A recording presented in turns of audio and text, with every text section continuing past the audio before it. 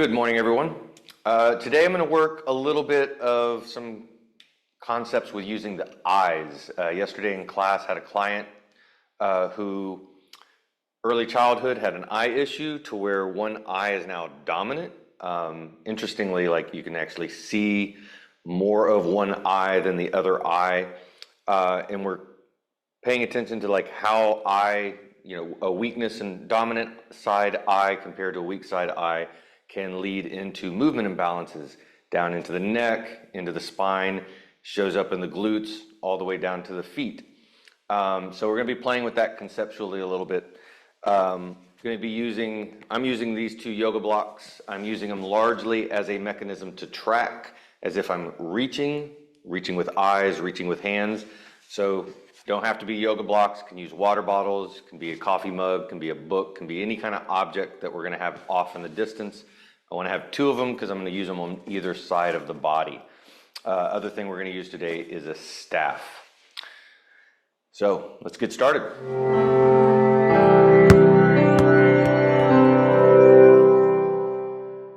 We're going to start in the standing position today, and we're going to get into our crocodile breath from standing. So standing crocodile breath is going to feel significantly different than laying on our back crocodile breath, but all the basic mechanisms are going to be the same. Making two big C shapes with our hands, placing the hands below the rib cage and above the hip bone in that nice meaty section of the abdominal wall. I want the thumbs to press into the low back musculature lightly. Index fingers are pressing into the abdominal musculature on the front lightly, and the palms are pressing into the side body lightly. And I want to add a little bit of cinching in pressure because we're going to work on inhaling and expanding and blowing up the abdominal wall like a balloon on the inhale. On our exhale, we're going to draw that navel in and up as if we're trying to touch our belly button to our spine. And again, as we exhale, allow the hands to cinch in just a little bit so that on that next inhale, we're blowing up the balloon, and I want to feel that expansion of the balloon push into the thumbs in the rear, into the index fingers in the belly, and out through the side into the palms. We'll get a good 5 to 6 deep breaths.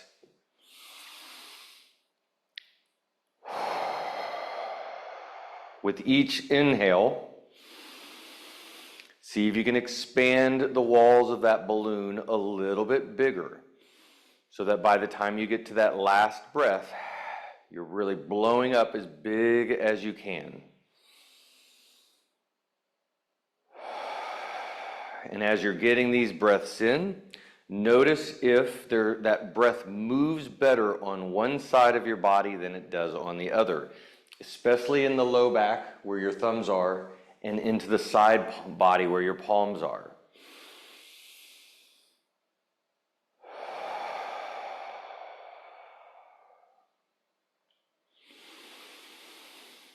With each exhale, also make sure you're noticing shoulders kind of softening and relaxing. I want to make sure that we're not tensing up and getting tight in the neck. And once we get to our last breath, we're going to let our arms relax. And we're going to go ahead and grab our staff. Kind of keep synced into that breath. Inhale, filling up the balloon. Exhale, drawing navel into spine. We're now going to get into some foot mobility doing our 6 walks to start with. So 6 walks, I'm starting with, I want to load the ball of the big toe.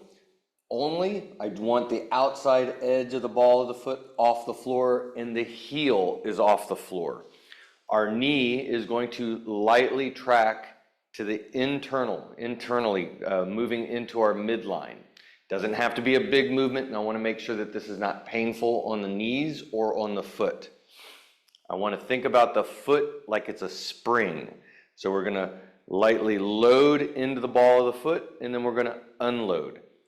We can start with foot is in contact with the floor the whole time. So I'm just loading and just lightly pressing off, shifting my weight to the other foot, adding weight and shifting off. If that feels good and safe and not painful, we can then start to let that foot release from the floor. Load it like a spring and then release the spring. And we'll do 5 to 10 reps of these on each foot. So once you get your 5 to 10 on one side, we're going to switch to the other side and doing the same thing. Again, loading the ball of the foot. We'll start just load and or light load, keeping the foot in contact with the floor. Again, I want to make sure that this is not painful, and then we can work to release that spring. Feel that spring pop your foot off the floor as you load and unload. Again, that knee should be tracking lightly internally. This is a great assessment to kind of notice how does the right foot feel compared to the left foot. You may find that it feels different on each side.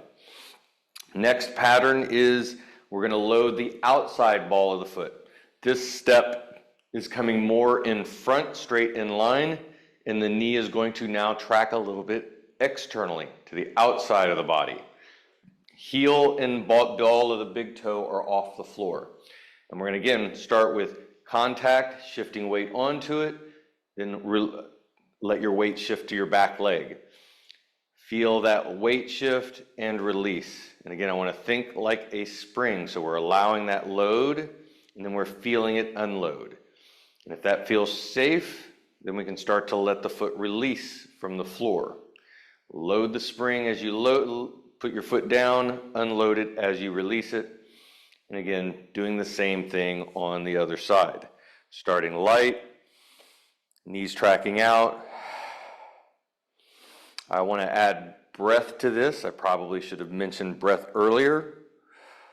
So we can inhale as we lightly load, exhale as we release. Again, on this side, if it's feeling safe, we'll let that foot actually release, load and release.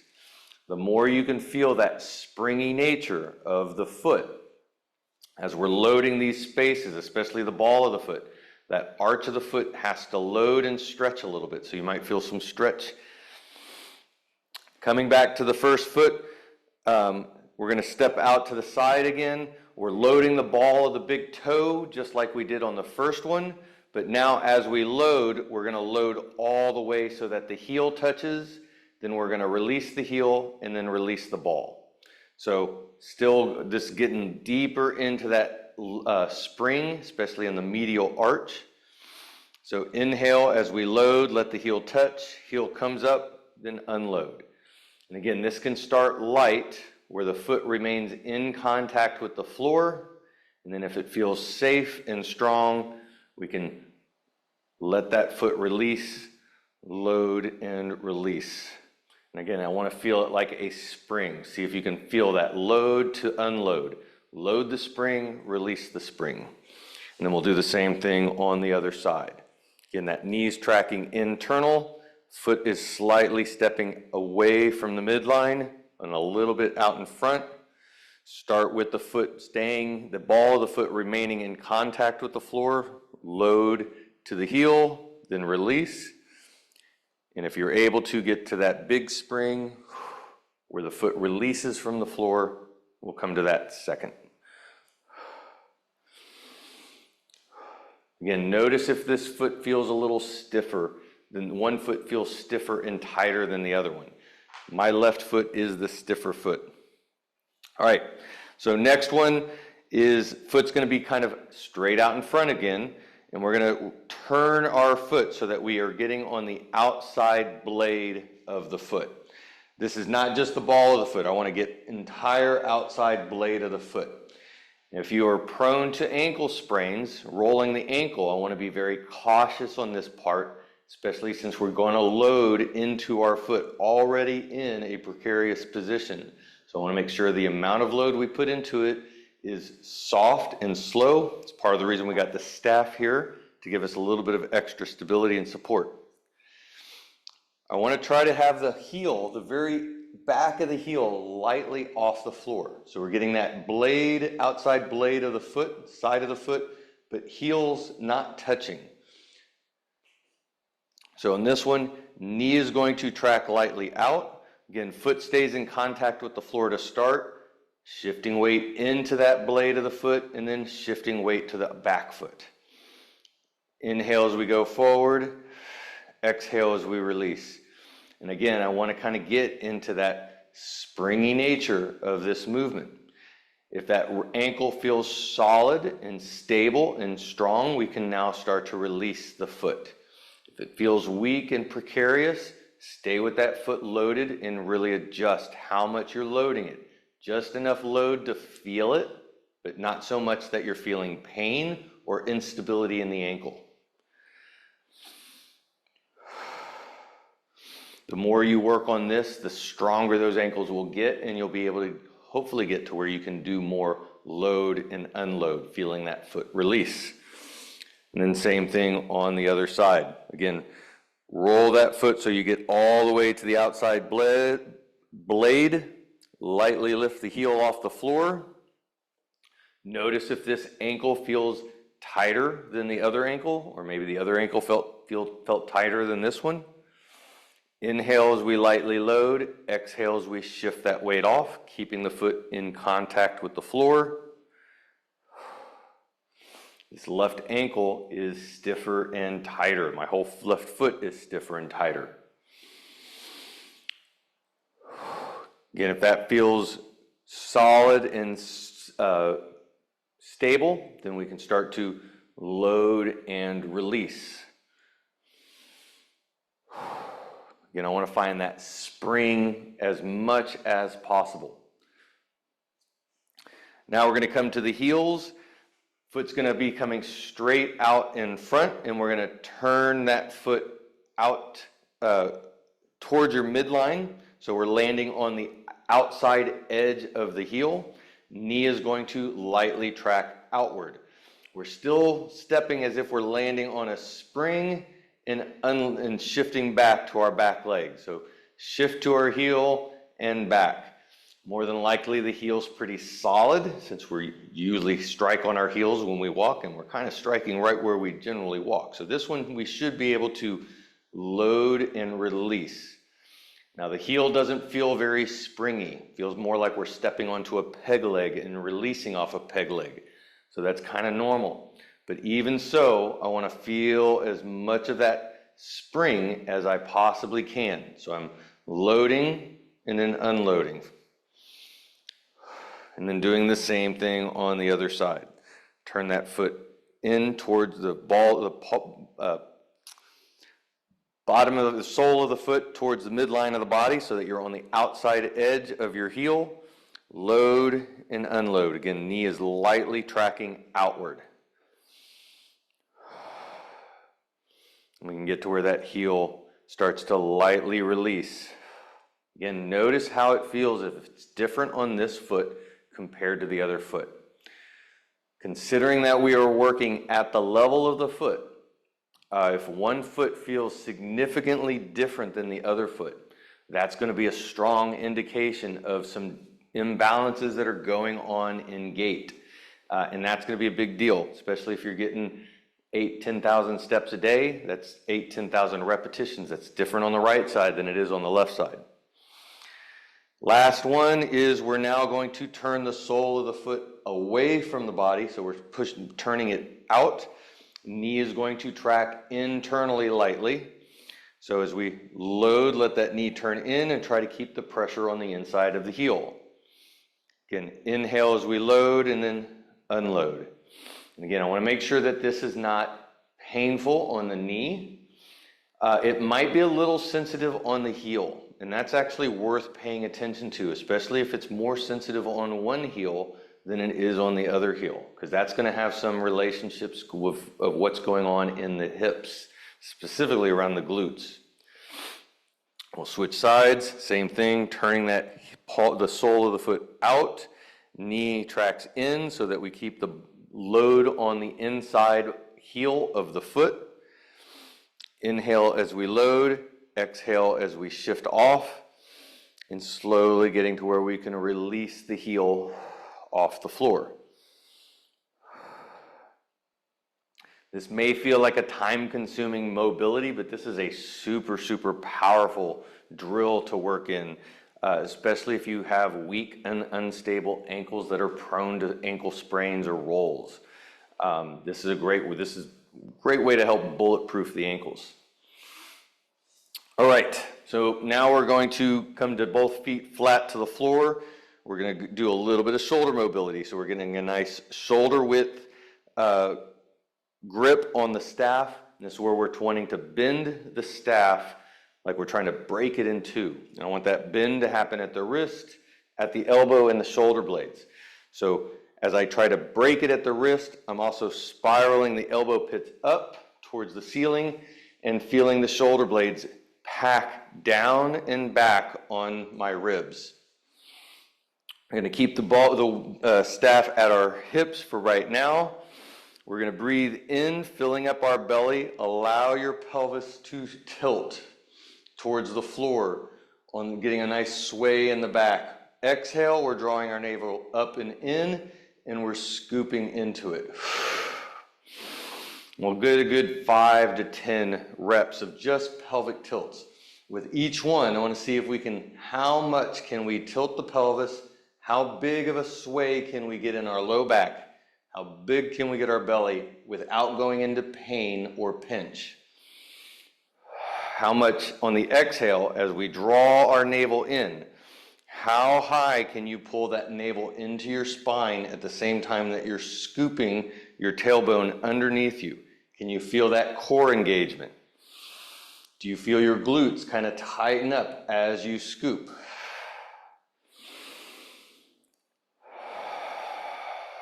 Do you feel any light stretch in your low back space?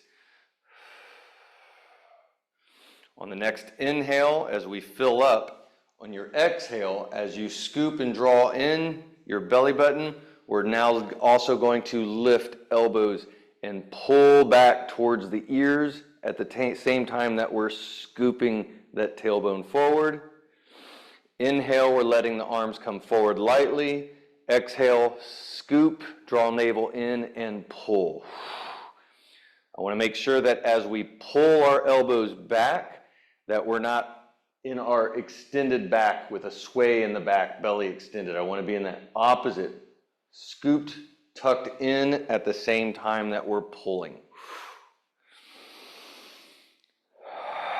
And each one, see if you can draw the elbows back a little further without losing the lower core part, without losing our pelvic tilt, without getting that nice tight belly, and without the rib wanting to stick out, getting into that sway back.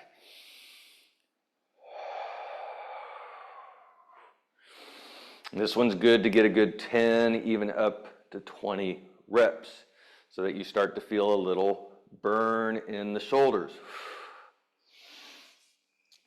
We're then going to move the staff to behind the body. Palms are facing backwards. We're still bending it, but I want to bend it away from the body, so the elbow pits are still spiraling forward. And that spiral of the elbow pits going all the way up to the shoulders. The humerus should be spiraling out as well, feeling the shoulder blades pack down and back. That should naturally create an opening of the chest as if you're lifting your sternum up to the ceiling. We can lightly bend our hips. So we've got a little bend forward. From here, we're inhale as the staff is down, exhale as we're lifting the elbows up towards the ceiling. Inhale as we let it soften, exhale as we squeeze. And as I'm lifting up, I am continuing to try to bend the staff away from me. So I'm continuing to feel that spiral action. So I want to kind of feel this chest open up more as I'm lifting. What I want to avoid is the shoulders rounding and collapsing and closing my chest as I'm lifting. So I want to have that nice open chest lift.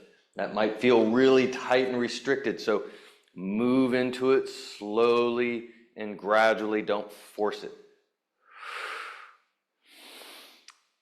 Then we're going to flip our palms the opposite direction, so the palms are now facing forward. We're still bending the staff away from the body. Everything else is the same on this. Nice inhale, exhale as we lift the elbows and continue to spiral the staff away from the body so that we feel that nice lift and opening of the chest.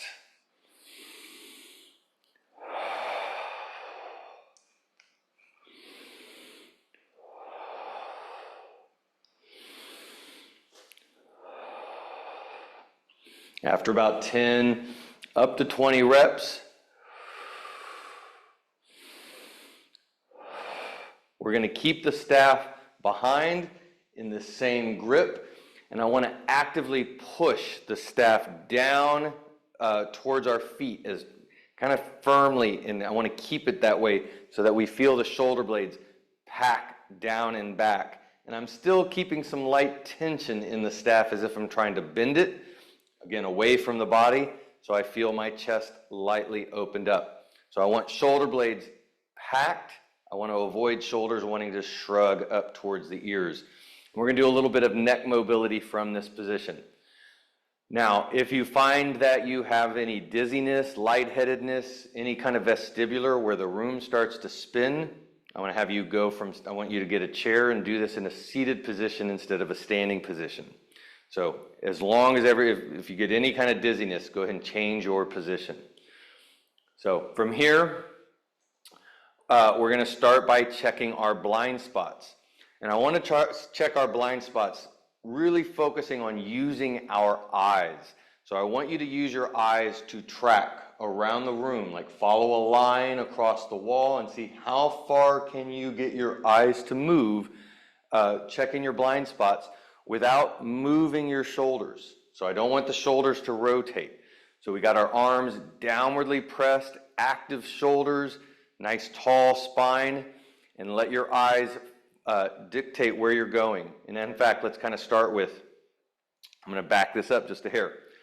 I want to start with just eye mobility without your head moving. I want you to see how far into the corners of your eyes can you look left and then to right. And I want you to really work. So when you get into the corner, feel a little bit of eye muscular strain. Not, pain or discomfort, but feel those muscles working. And try to do so without your head moving. Slowly move all the way to the right corner of your eye. How far can you look? Then the same thing to the left. And let's do 5 to 10 times in each direction. Again, shoulders are packed down and back. Head is fixed forward, so the head is not moving. And notice if when you move your eyes in one direction compared to the other direction, whether it feels weaker, more fatigued, is it a little bit more uncomfortable? Are there any other kind of symptoms that are different left compared to right? And now we're going to add in the movement of our head, but we're going to start with the eyes. So eyes move to the corners, and then we're continuing to reach the eyes through the corners as it starts to turn the head. And we're seeing how far back can we get our view to go. And then we're going to bring it back to the center and do the same thing to the other side. Looking through the corners of the eyes and slowly turning the head. And we're seeing how far can we get the eyes to guide the head. And we'll do 5 to 10 in each direction. Again, notice if there's a difference of when you look to the left side compared to the right. Does one side feel stronger compared to the other side? Does one side feel like it fatigues easier? Or maybe it's just really difficult to get it to stay in line. Do your eyes want to jump? Does your head kind of want to jump? Those are really interesting things to take notice of right now. All right, we'll let the eyes relax a little bit. We're going to get into our tilt and lift. So lightly tilting, letting an ear drop towards one shoulder. I don't want to try to touch the shoulder, just a light drop. And then opposite ear, I'm actively lifting it up like I'm trying to touch the ceiling with that ear. Hands are still actively pressed down. Shoulder blades are still packed. We're still trying to bend this bar lightly away from the body.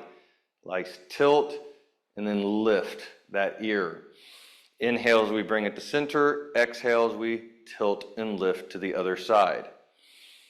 And while you're tilting and lifting the ear, you can actively reach down, like you're pushing the staff down lower as you lift that ear up higher. That should add a little bit more traction into the neck. Again, I want to stay very light and not forceful, so I don't want to push through like major tightness and tension in the neck. But this is a great place to notice the difference of the right side compared to the left side. All right, so now we're going to get into a little bit more. This next area is going to get a little bit more complex. I want to work some figure eights, and we're going to get back into using our eyes in order to guide. Again, this can be an area where if you have any kind of vestibular issues, it might be worth getting into a chair. So we're going to do the same eye movement first, keeping the head from moving. I want to look up into the upper corners. We're going to start by looking up and away, and then down and away on the opposite side. So I'm going to look up and away to my left, down and away to my right, and then we're going to cross it to the other side. Again, head is not moving. Arms are still packed down, shoulders are active. And we're seeing how far can we get our eyes to look up into the corner. Actually, I'm on the other side. Up into the corner, and then down across to the bottom opposite corner. And moving back and forth. Can you feel your eyes tracking smoothly through one? And can you do so without moving the head? Notice if your eyes want to jump in one particular direction. My up and away feels a little bit weak compared to going down and away. And then we'll switch to the other side, doing the same thing.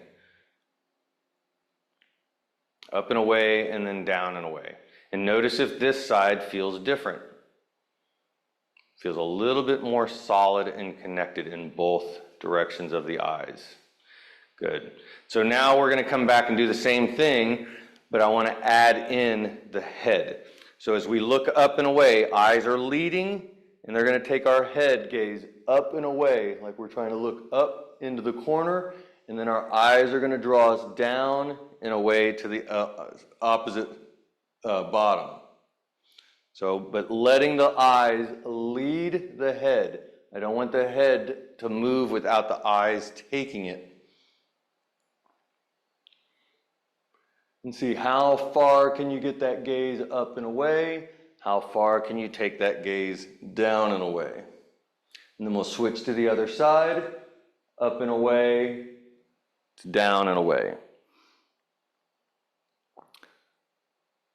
So by adding in the eyes, we're seeing if there's any difference in range of motion that might be related to eye strain, how that can show up in neck mobility issues.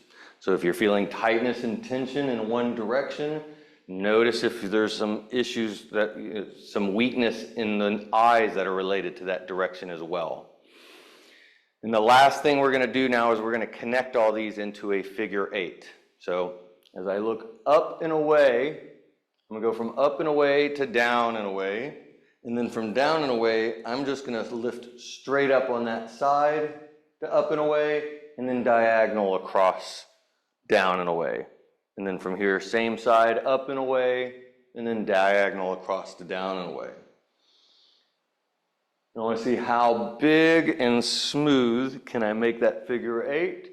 And again, the eyes are leading the head. My eyes move first, and they draw the head into the direction that I'm looking. Once you do about 5 or so in one direction, we're going to switch directions. So I'm now up and away to the right. I'm looking down on the same side, and then from down and away, diagonal across to up and away, down and away on the same side, and then diagonal across.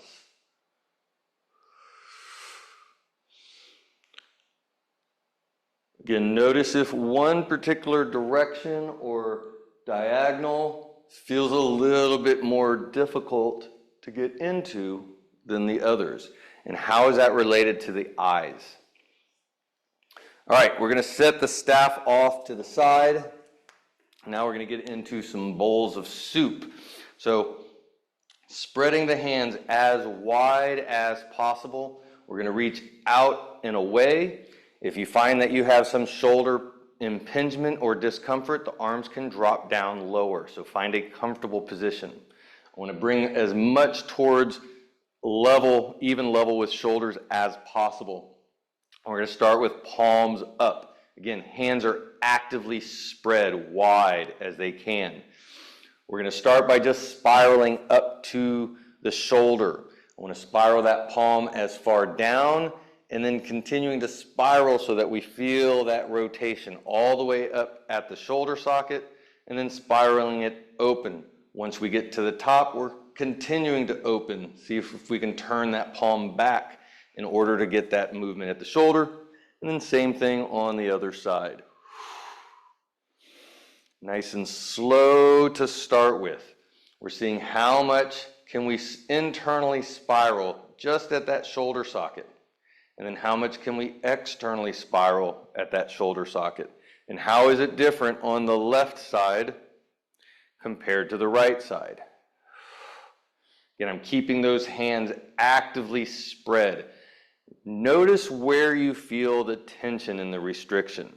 If you feel it around the elbow, that's important. If you feel it around the wrist, it's important. If you feel it much more up around the shoulder and the neck, that's important. Each of those kind of gives me an indication of what area, where there might be some congestion in the body that we can work on getting that area moving and flowing a little bit better. Now I want to start to work both arms at the same time. One spiraling in, one is opening. We're going to allow that movement to start to get more into the shoulder so the shoulder gets to round forward. This is where I want to think about our upper body as a wet washcloth and we're just wringing it out from fingertip to fingertip.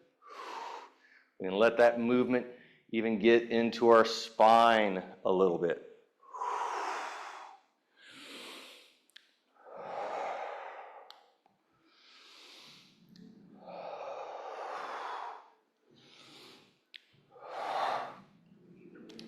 Nice. All right, so now that our shoulders are pretty well warmed up, we're going to come down to the floor and we're going to get into our V-sit position. So in V-sit, feet are nice and wide, hands are coming back behind the hips. I want to ground the palms to the floor and I want to spiral those elbows out and away so that we feel the chest opening up. So nice grounded palms, spiraled elbows. I want the top of the feet pulled back as if we're trying to touch the shins and we're actively reaching the knees towards the floor. So I'm really trying to fold those feet back in active knees that you should feel your quads kind of light up. They should be somewhat engaged here. I want to pay attention to the kneecaps. We're going to see how far out can we spiral the knee, both knees, and how far in can we spiral both knees. I want to inhale as our knees come to the center line and exhale as we spiral out. Inhale as we bring them in and exhale as we spiral inward. Notice how does this feel on the right hip compared to the left hip. Do you have more mobility on one side than the other? And you can judge this by watching your kneecaps. How far internally do they go? And how far externally do they go?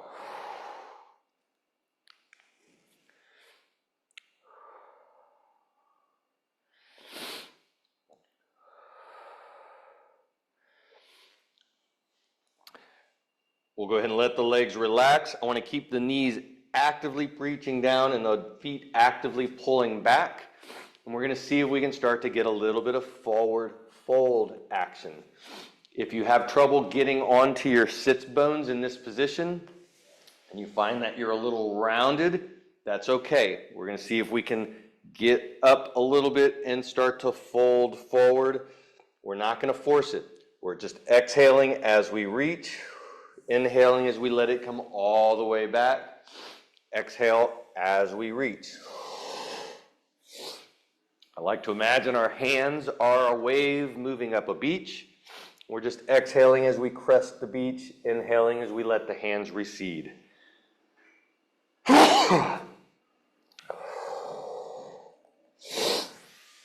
Once you get about 5 up to 10 reaches going straight forward, we can start to reach a little bit side to side, deviating just a little bit off center. Just going to put a little bit more stretch into one side at a time. This is a great place to kind of notice, how does that left hamstring feel compared to the right hamstring? Or maybe you're feeling it down in the calves. Maybe you're feeling it up into the low back. And we can continue to open up our reach, going more and more to the side. Excuse me. Again, playing kind of with how does it feel. The more we start reaching to the heel, the more you're going to feel that inside of the hip on the opposite leg. So again, I want to compare, how does all this feel when you reach to the right side compared to reaching to the left side?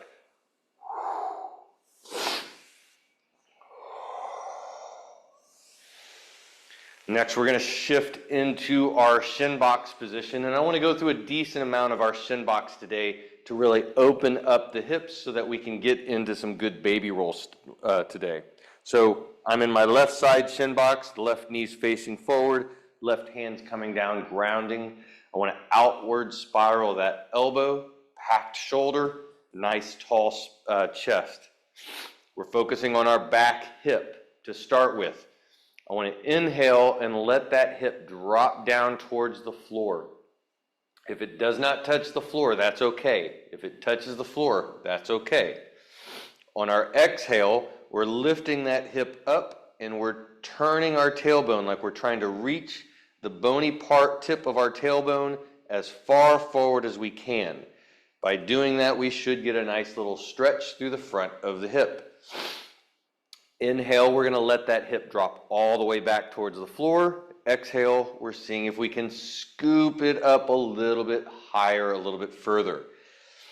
The more you're able to get into this extension at the front of the hip with this stretch, you should start to notice that glute getting a little bit tight. So I want to move into that. I want to move into it with the purpose of feeling maximum tightness in the glute. I don't want to squeeze the glute. I want to squeeze my tailbone forward and feel that initiate the squeeze in the glute. After about 5 to 10, we're going to add in our rotation. So imagine you got a piece of bread in your hand. As you scoop, you want to share that bread with Skeletor off in the corner. And so you're adding in that rotation.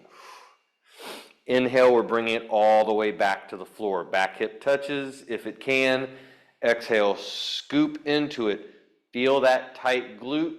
Exhale, continue to exhale as we add in our reach and rotation.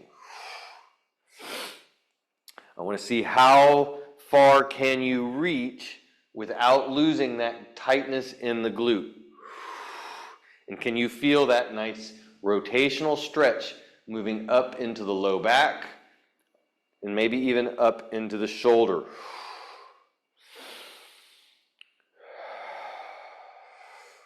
And we'll switch and do the same thing on the other side. Again, grounded palm, spiraled elbow, packed shoulder. Inhale, allow that back hip to drop to the floor. Notice if that hip drops as much. Does it touch the floor on this side and not on the other side? That's important. I'm less concerned about whether it touches or doesn't touch. I am concerned if it's different on one side compared to the other. That's going to be something worth noting. So inhale, hip reaches to the floor. Exhale, we're scooping into it. Inhale, let that hip drop back down. And with each exhale, we're trying to turn that tailbone, scoop it up and press it as far forward as we can to feel as much of that stretch through the front of the hip without pain, and see if we can start to feel that glute tightening up and getting tense and contracting as we squeeze into it. With each one, see if you can start to get maximum tension in that glute.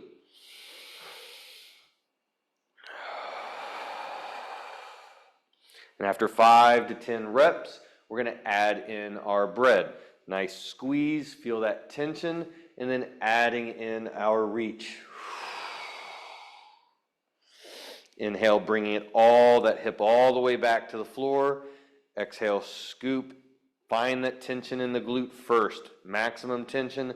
Maintain that maximum tension as you reach.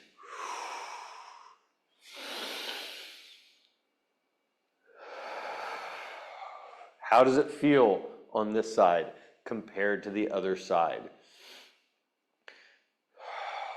If you're not sure, it's worth going back and doing another round of both sides in order to compare. This is a huge assessment to notice differences in one side compared to the other.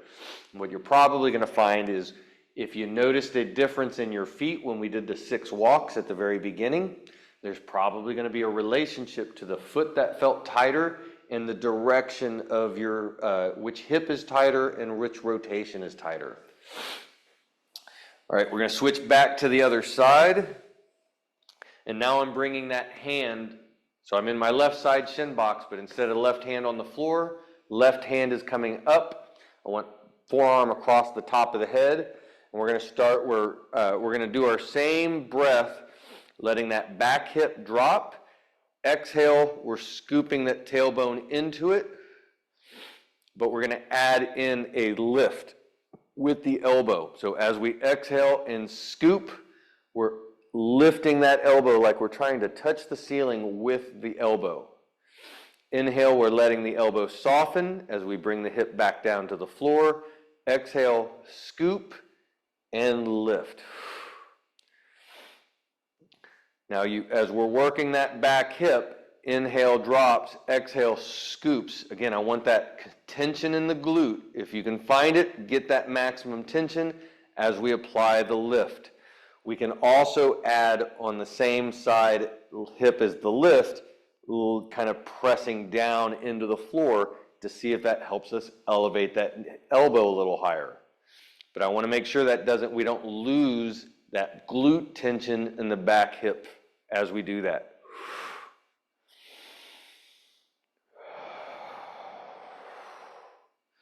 And we'll switch and do the same thing on the other side. Again, so right hand up, forearm across the top of the head. Inhale, back hip touches. Exhale, scooping forward. Can you find that same tension? And then elbow lifts up to the ceiling. Again, I want to see if we can find that active glute tension by scooping into it and then adding in the reach. This side is a lot more difficult for my body. It's hard for me to get into this glute. I have a lot more tightness and tension in the front of my left hip, so it's hard to find that active glute, and I got a lot more tension in the right side low back. This is pretty common for my body based on my injury history, although today feels a little on the more tight side than I'd like. But as I do a few breaths in and out, I'm actually finding that it's giving me a little bit more range and starting to loosen up.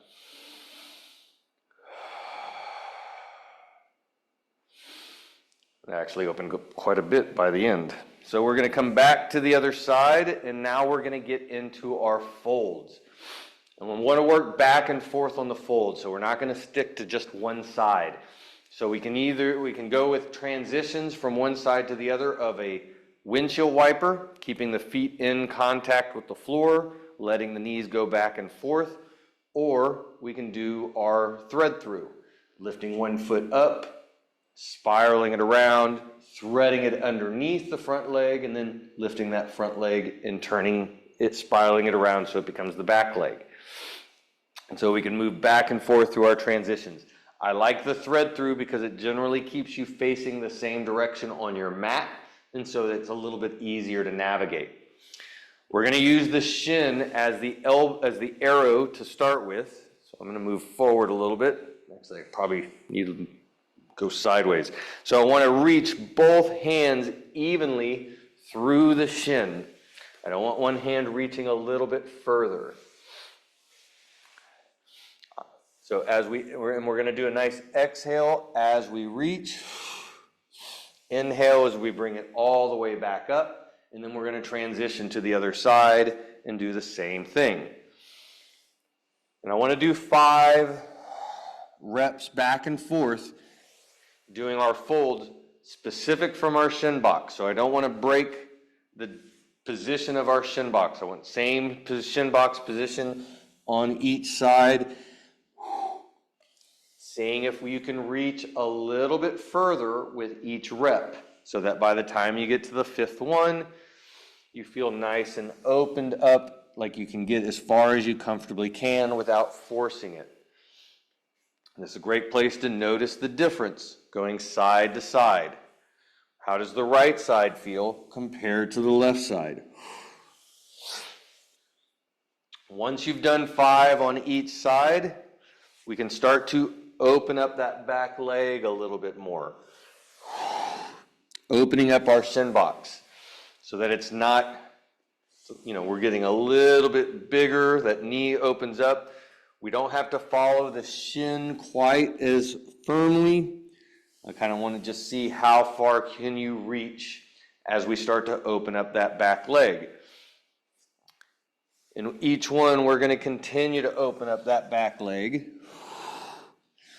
until we get closer and closer to what we would consider kind of a yoga class pigeon pose. But I want to take our time getting there.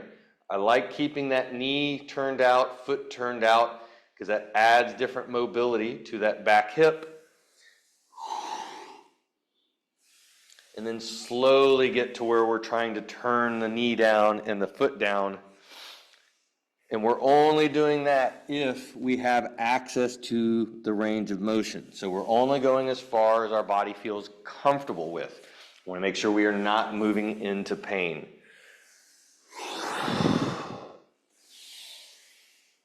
I want to feel the hips feel nice and juicy and good and open, not stressful.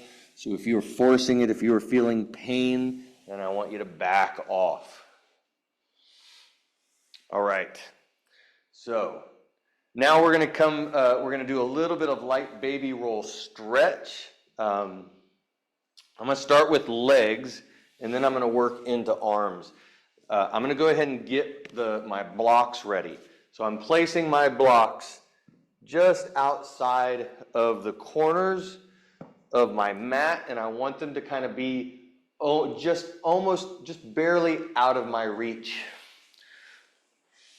Lay on my back, and I want the blocks to be on the side of my head side. I'm bringing my arms up to a nice wide position, and we're going to start with reaching through I'm going to start with reaching through the arms. So we're going to lightly press both heels down into the floor with the feet facing straight up to the ceiling. And I want to maintain even contact through both heels. I don't want one heel to press harder, and I don't want one heel to lift as we reach, if you can help it.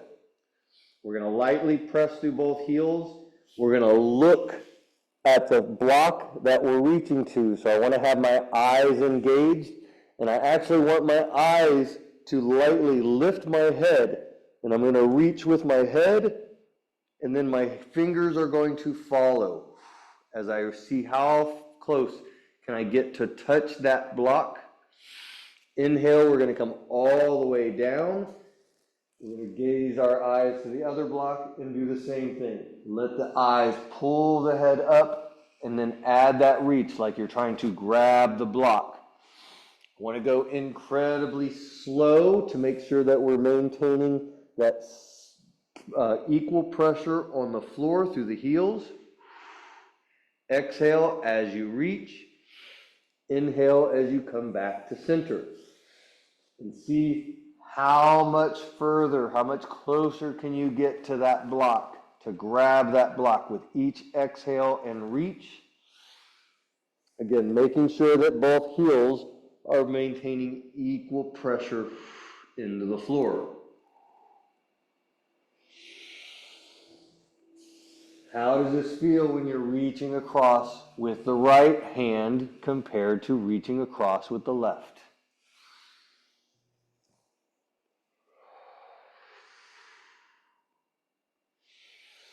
Good. We're going to go ahead and let our hands, our upper body relax. We're going to do similar movement with our legs. I'm not going to be as worried. We're not going to place the blocks at our feet today. I want to keep the legs high like we're reaching up onto a shelf, but we are reaching with our toes as if we're trying to touch a button, like we're trying to push a button. I want that reach all the way through the toes. Shoulder blades should come off the floor, but keep some contact with the back of the palm or back of the hand or fingernails. Inhale as you come to center. Exhale as you reach away. Notice I have contact with my hand, but my shoulder blade is off the floor. And with each one, we're seeing if we can reach and extend through those toes a little bit more. And as we get comfortable reaching through the toes, I also want to reach away through the fingers. So my toes are going one direction, my fingers are reaching and extending. I want to create as much traction through that body as I can. Can you feel some stretch up into the chest, as well as we're already working into that low back with that stretch? Can you also feel it up into the chest and shoulders?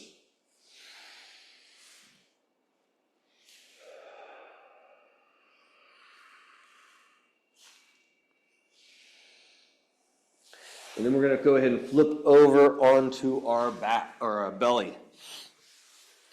We're going to bring arms straight up to our head, and this is where I want our upper arms to be as tight to the ears as possible. I don't want those arms to come away from the ears. They got to stay tight. And we're going to lift our elbows straight up like we're trying to touch the ceiling, and that's going to roll us over as if we're going to roll from our belly onto our back. But again, arms got to stay tight to the ears. As I come up, I don't want that arm moving away up towards the ceiling. I'm continuing to keep it tight to the ears. That's what's going to help me roll. As I start to roll, my same side knee is allowed to slide upwards a little bit in order to stay in contact with the floor. We're going to inhale, bringing that back to center. Exhale, doing the same thing to the other side. And there's one thing I forgot to add here. I want to track with our eyes. So I got my arms in place. The first thing I'm going to do is look up into the corner of my eyes and let that draw my head as if I'm trying to see something just over my shoulder. And so it's my eyes that are pulling my elbow over. Knee slides as I exhale. Inhale as we bring it all the way back. And then eyes look up into the corners as high as they can, drawing the head up. And that draws the elbow and the shoulder. Knee stays in contact with the floor. Again, I want to have the eyes involved. The eyes are directing the movement as much as possible. Keep looking through the corners of your eyes to see how far can you see as you slowly roll.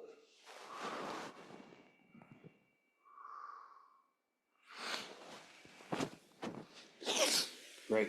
So now I want to come into our scorpion. We're going to bring arms straight out to the side, palms are down.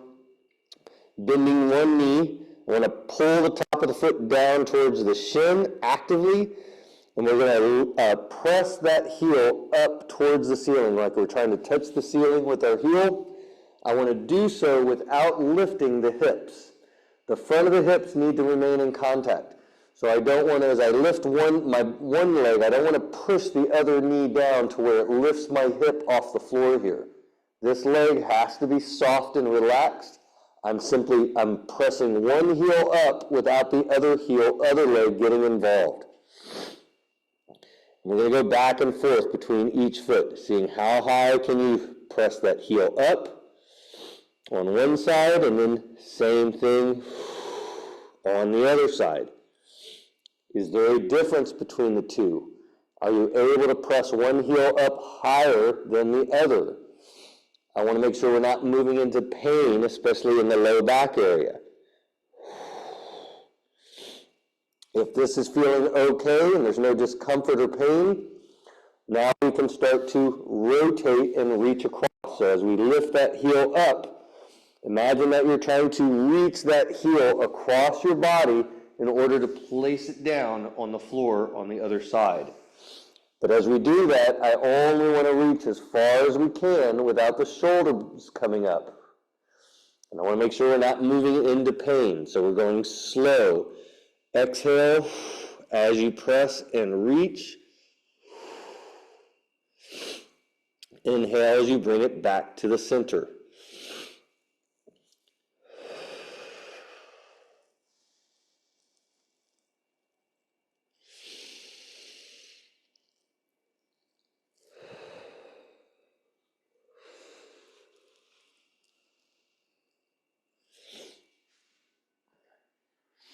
Excellent. Good.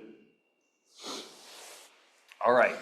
So last part of the baby rolls, we're going to focus just on moving from the arms.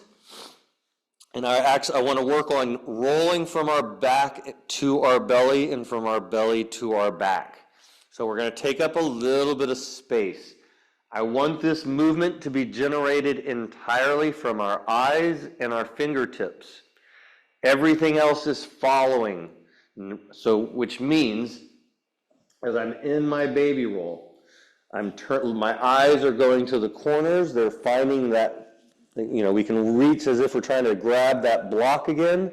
So eyes pull the head, draw the fingers and the eyes pull the rest of the body slowly over. As I roll, pulls me from my back all the way to my belly, and I'm still drawn through the eyes and the fingertips.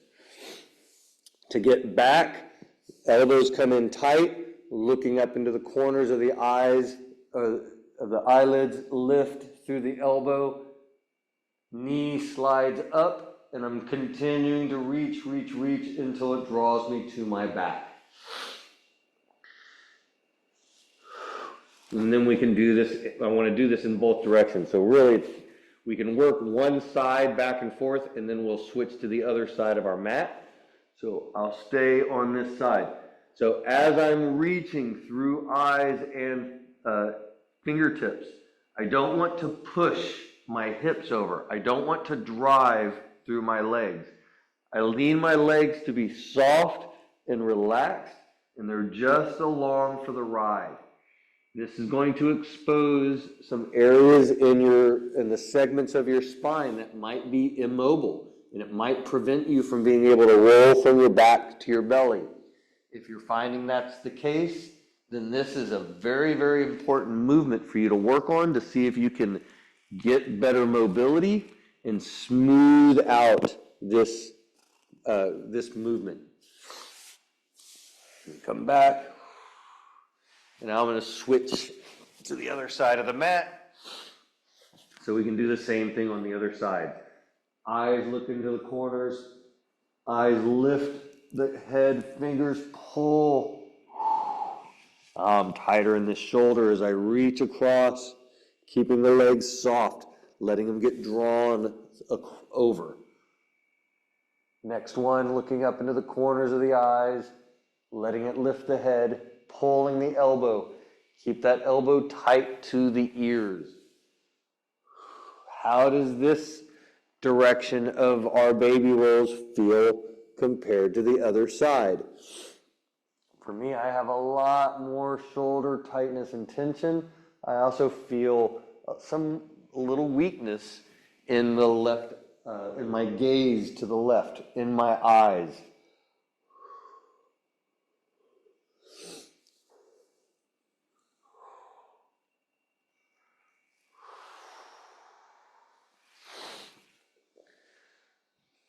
Once you get the same number on this side, we'll go ahead and finish all the way on our back. Well, let's finish with some crocodile breath. So feet can come flat, making a big C shape with the hands. Thumbs in the rear, index fingers in the front. Putting the hands in that nice meaty space of the abdominal wall. Nice inhale, filling up that crocodile breath. Exhale, feel the belly button draw in like it's trying to press into the spine. And with each inhale, see if you can expand the walls of the abdominal walls like a balloon. A little bit bigger. Exhale, let the hands cinch in and squeeze. Inhale, fill up that balloon.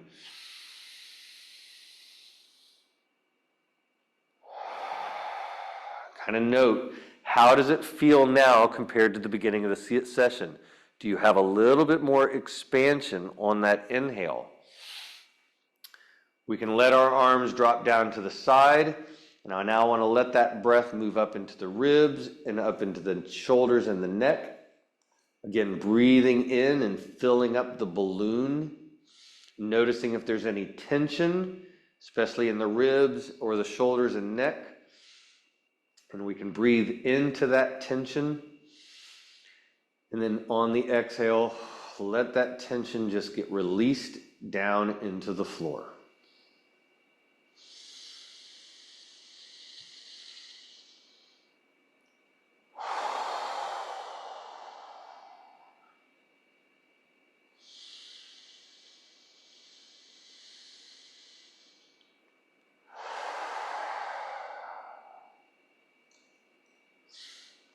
And when you're ready, we'll slowly get up. Again, take your time. We just took some nice deep breath work, did some rolling patterns, so I want to make sure that we're not dizzy or lightheaded as we come up to sitting and then standing.